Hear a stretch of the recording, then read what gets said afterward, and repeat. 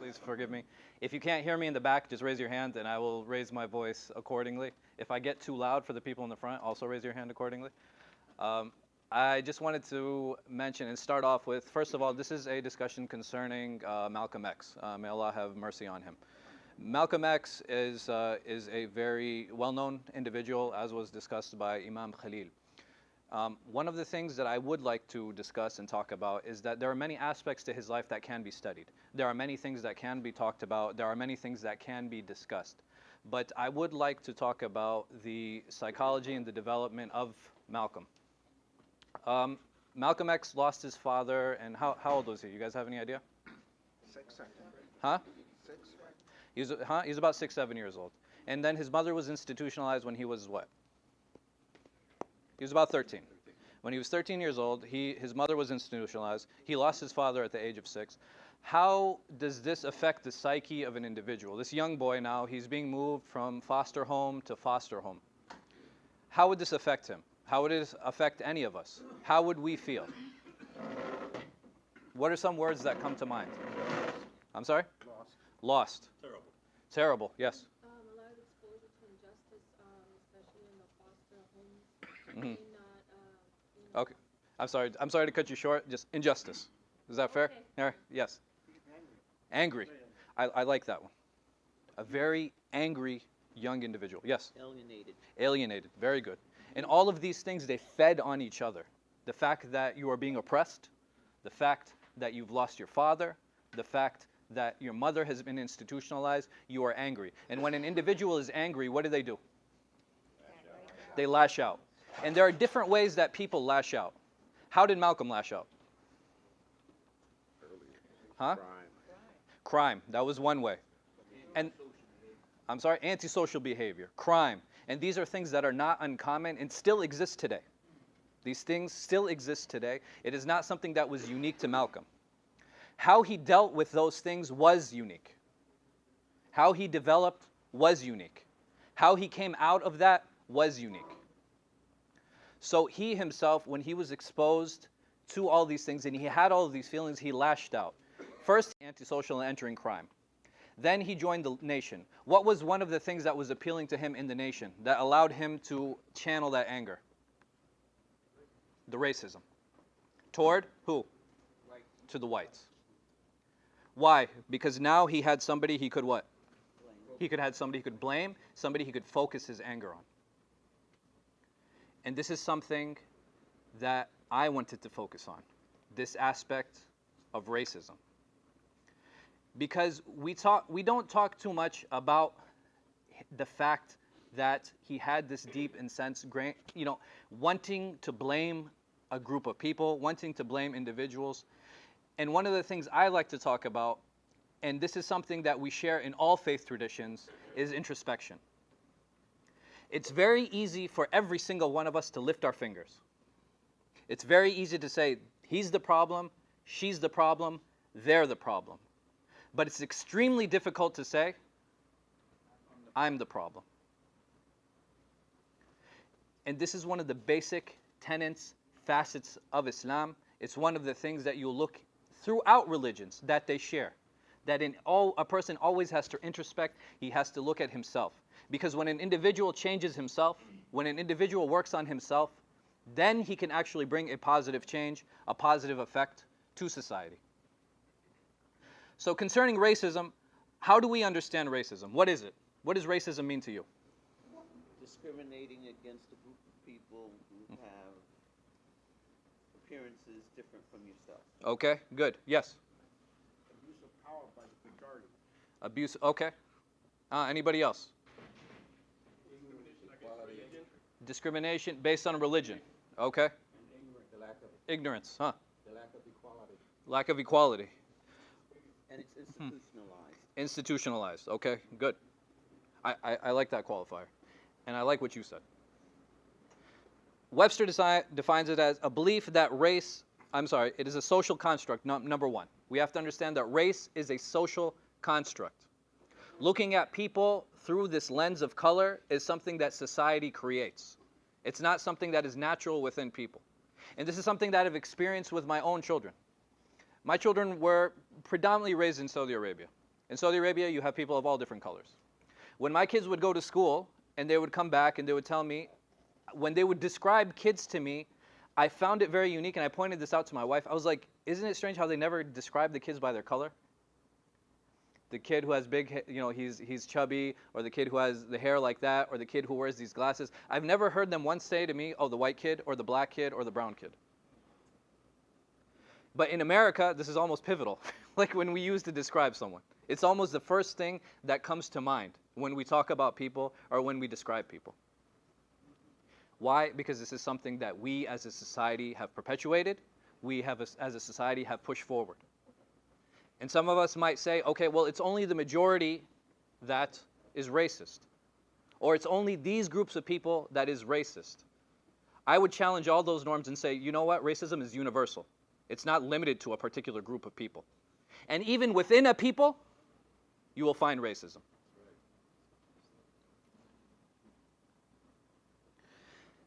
Does any of you know the word for racism in Arabic? Unsuri is tribalism. I don't think that's a good translation. Anybody else? There is no word. There is no word. There is no, in the Arabic language, there is no word for racism. The closest word is ignorance. The closest word that we have to racism in the Arabic language is ignorance. And not because the Arabs are righteous people, please. Don't misunderstand me. It's because they had this plethora of colors. Amongst the Arabs, it is not strange to find someone who's dark-skinned. It is not strange to find somebody who's light-skinned. So looking through that colored lens for them was something that they didn't do. But they did have tribalism. My tribe is this, my tribe is this, my family's from here, and this is why I'm honored, this is why I'm better than you. But this idea that I am better than another person because of the God-given color, I would say that this is something that is purely social and is something, unfortunately, that we suffer from and is deeply ingrained in our American history. In terms of institutional racism, this is not something we find in the Quran, nor is it something that we find in any of the prophetic traditions. And one thing to note, or one thing I would like to mention here, is that when the Quran was first revealed, what percentage of Muslims were Arab? 100. 100% of the Muslims, when the Quran was first revealed, were Arab. Today, what percentage of the Muslims are Arab? About 15 to 20. That's a very telling figure. That's a very telling number. And it says a lot about the inclusivity of our religion. Not just that, we have specific texts and we have specific deterrents in the religion that prevent us and do not allow us to be racist. Do not allow us to be arrogant. Do not allow us to think we are better than the person we are addressing. Yes? How was that implemented? I'm sorry? How was that implemented? That's what you said. Let me get to it, inshallah. Are Muslims racist is my next question. Yes. Absolutely. Absolutely. There is no doubt in my mind that Muslims are racist. Why? It is different between Muslim and Islam because the religion and the individual. That's a good answer. Basically, there's a difference between the religion and the people who implement that religion. Let me ask the question in another way. Can a Christian steal? Can a Jew lie? But doesn't Christianity say that we shouldn't steal? Doesn't Judaism say we shouldn't lie? But people still do it. You know why? Because they're people. Because they're human beings. Because we have shortcomings. We're not perfect. And it's important to understand that difference. One thing that is not discussed, even amongst the Muslim community, is the relationship between indigenous Muslims, and when I mean indigenous, I'm talking about white and black American, and the immigrant population. This is something people don't like talking about. It's something that people don't like discussing, and it is a problem. It is a major problem. This doesn't mean that me, myself, as an immigrant, can I go to a predominantly black American mosque and pray? Yes, I can. Will anybody stop me? If a black American or a white American comes to a predominantly immigrant mosque, will anybody stop him from praying? Absolutely not. When it is time to break fast during Ramadan and everybody sits down to eat, will they say, hey, you can't eat with us? Absolutely not. These are things that you will not hear within the community. These are not things that you will find. Why? Because that common knowledge, that sense of unity is definitely there. Even we talk about the different mosques in this area, what I like to present to a lot of non-Muslims, they say, okay, you know, the congregations that we have MCMC here in Piscataway, we have MCNJ in Fords, and we have Wali in Edison. They are essentially one community. They are essentially one community, meaning that the attendees can flow freely from any one of these mosques. If I can pray here, I can go there. I'm the imam at MCNJ, but I'm here giving a talk at MCMC. And this is not the first time. So this is something that is important to remember. There are many narrations, there are many verses that prohibit and prevent racism. Even historically, you will not find cases of institutionalized racism. And that's why I like the qualifier that you mentioned. Because even now in the United States today, thanks to the work of people like Malcolm X, thanks to the works of people like Martin Luther King, institutionalized racism, Jim Crow laws have been abolished. Does racism still exist? Yes, it does. But if I go to the bank, or I get pulled over, or I go to the passport office, and the person at the teller says to me, I'm not going to give you this because you're brown, because you're black, because you're white. What can I do as an American citizen? I can take him to court. And because I have that right, why? Because Jim Crow has been abolished. And this is something that we all need to understand. Does it still exist within individuals? Are there still evil people out there? Yes. But it's thanks to gatherings like these and similar gatherings that we can come together, that we can work together, that we can spread this message forward. Because the reality is, all the people here, I'm preaching to the choir. Yes or no? Right, I'm preaching to the choir right here. The question comes now, when I go to that family member that talks about whites, when I go to that friend that talks about blacks, when I go to that colleague that talks about immigrants, what am I going to say at that point? Am I going to stop them, or am I going to be complacent with what's happening? Because right here, yeah, he's right, good job, yeah. That's easy. When you're sitting with a bunch of like-minded people, it's very easy to agree. But it's sitting with the dissidents that is the challenge for us. And that's where the introspection comes in that I was talking about initially. And you were asking about how do we stop it, Akhi? Yes. That's how we do it. Okay.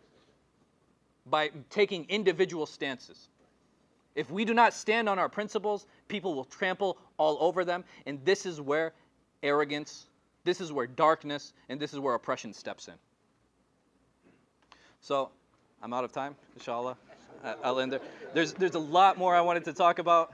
And I felt I was in the groove, but inshallah, leave us. Because they felt he didn't represent the establishment. That's fine. I don't have an issue with that. But just to automatically lump everybody together, that's very easy to do, and it allows us to box things mentally, and that's just the beginnings of racism. So anyway, she turned out to be right. But anyway, she walked in, and she said to the lady, she's like, hey, you have this Trump sign outside. What do you feel about immigrants and stuff? She's like, oh, they're all killers and rapists. So my wife, she's an immigrant. She said to her, she's like, yeah, but I'm an immigrant. She goes, yeah, you're a good one. So my wife, she got really upset. She's like, how could she have said that? I said, listen, people have certain mental capacities. There are certain people, they just cannot think beyond a certain point. I said, it's a great thing. It's a great thing that you even brought her to the point that she's willing to accept exceptions. So you have to work with people within their capacity. People not everybody's going to be, you're not going to go to someone and be like, hey, don't be racist. They're like, yeah, you know what, you're right. No, it's not that easy. It's not that easy. People are a summary of their experiences. The prejudices that we have are a summary of our experiences. I might not move into a predominantly Latin American neighborhood, not because I don't like Latin Americans, but because of the experiences I've had in those neighborhoods. Does that make me racist? No. So these things, we really have to take them into, everybody's an individual. And this is something that Islam really celebrates. It celebrates individuality. The problem I have is everybody thinks, okay, like we're just one big group. No, we're not. We're individuals. And everybody's individuality needs to be celebrated. That's very, very important. I like a certain type of food. My wife likes a different type of food. But we're both immigrants. Like, we both come from immigrant backgrounds. But even within that, we have our own individual dynamics. So just be wise in how you deal with people. Yes? Walaikum salam. I like what you said about immigrant and the Indigenous. indigenous Yeah. Muslims coming Yes. together, because there's a certain separatist or racist Yeah. racism. Yeah. No, amongst no, because in summary, the immigrants feel like we own Islam. right.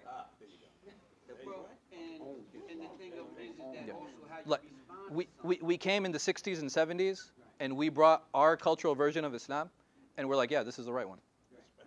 And then It's as simple as that. Then we may respond to that in a way where it keeps Yeah. us from coming together. No, because what happened with the Black American community, obviously they were cut off from traditional sources.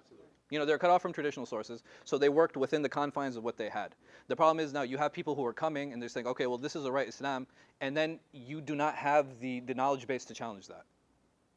And you that divide just makes it worse. And the other thing, when you talk about introspection, one of the things I love when I first came into Islam was exposed to it, Mm. it said, bear witness to the truth, Mm. even if it's against Your own self, subhanAllah. So that was No, jazakallah khair. Well, that's beautiful. No, that's beautiful. That's beautiful. Yes. Yes, two things I would say. I've been here since child, and I told a senior African American brother gave me a very nice lecture. I found out he converted to Islam when I said, what I said was this: I credit the African American community for doing all the battles and fights, Yeah. and the immigrants that came just enjoyed because I never saw them fight. Yeah. Like the African Americans. Yeah. Yeah. So I admire them for that enormously. No, I'm saying we as immigrants were beneficiaries. Like, because we came after Jim Crow. Jim Crow was abolished. We're like, hey, good luck. You know. Yes. One more advice I have. Yes. Use power responsibly. In Uh-huh. other words, you have business, whatever it is. Mm. If somebody is showing arrogance, whatever it is, whoever it is, Mhm. especially you can say, let's say the oppressor, if he's an oppressor. Yeah. Well, you just legally do what you can to them. Exactly. Terminate his employment, everything. Uh-huh.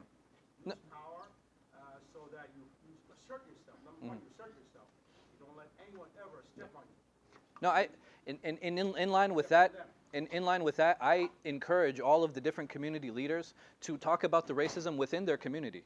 So the immigrants, the racism within their immigrant community, amongst each other. People don't realize that, or even amongst the Black community, the Black American community that I've been part of, that I've been working with. There is a lot of racism between them. The one who gets educated, or the one who goes into the police force, what is he called? He's called an Uncle Tom. And okay, I'm not going to go into the modifications. I wanted to keep it as no, you know what I mean. But these things, ideas like working with the police, ideas, right? What he's a snitch. Automatically, he's a snitch. Well, I mean, he wants to come in. He wants to try to bring change into the neighborhood. And if we don't have government involvement in that, it's a problem. In Islam, we're allowed multiple wives. There are individuals who take multiple wives, and all of them are on Section 8. Like, yeah, like why is that not being talked about? Like, that's not a good thing. These type of things, because we're scared to address them. We're scared to address all of these issues and talk about these things because this whole, the PC program, the political correctness, it's pushed us in a direction where everybody's uncomfortable. And the reality, people said to me, oh, okay, well, that might be a touchy subject or that might be a taboo topic. I said the only ones that are taboo and touchy are the ones we're not willing to talk about. And everything should be willing to spoken about. Yes. But piggybacking on what you were saying, it seems like there is a need for more sensitivity training. Mm-hmm. Absolutely.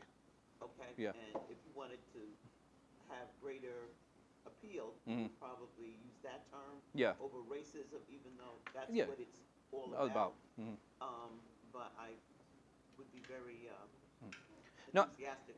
I'm saying about something like cultural diversity training and stuff like. I think it's extremely important. Mm-hmm. Like I know what soul food is, but most of the immigrant community they have no idea. They'll be like, is that okay to eat? Are there actually souls in that food? You know what I mean? Like what's going on? Why do they call it that? Yes. Yeah, I'm just going to piggyback on the sister over here when she talks about cultural diversity training, but it's also about knowing your hooks and triggers. Agreed. Because if I know what hooks me, if I know what Yeah. triggers Yeah. bother me when I meet a different culture, Yeah. I have to learn to put it aside, or I have to learn to deal I with agree. that and be I agree. No, I'm saying even me as an immigrant American, I would not go to a predominantly Black American mosque and give a khutbah and be like, listen, you guys need to understand that snitching is okay. They would be like, yo, who are you? Like, what are you talking about? You have no right discussing this issue.